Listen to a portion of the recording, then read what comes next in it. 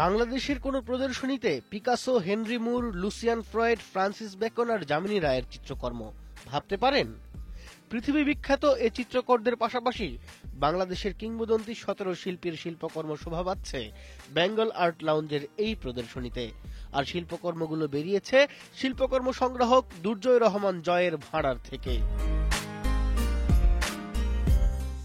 শুক্রবার বিকেলে হয়ে গেল এই প্রদর্শনীর উদ্বোধনী অনুষ্ঠান।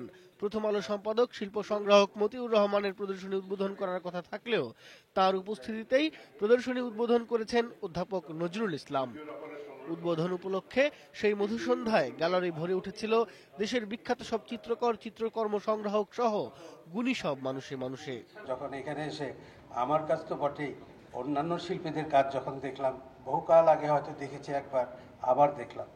এই যে এই ঘটনাটা দুর্জয় আজকের প্রদর্শনী দিয়ে যে করলো, এইটা আমার কাছে সেই জন্যই আমি দুর্জয়কে বড় একটা ধন্যবাদ জানাচ্ছি।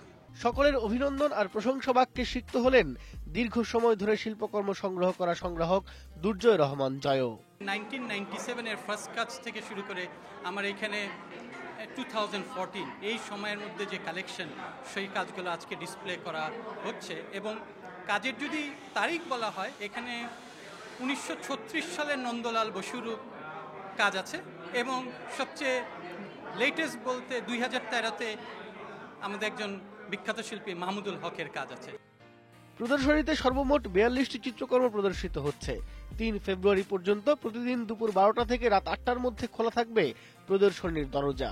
একটু সময় করে দেখে আসতে পারেন এই শিল্প সংগ্রাহকের প্রিয় শিল্প ভুবনটাকে।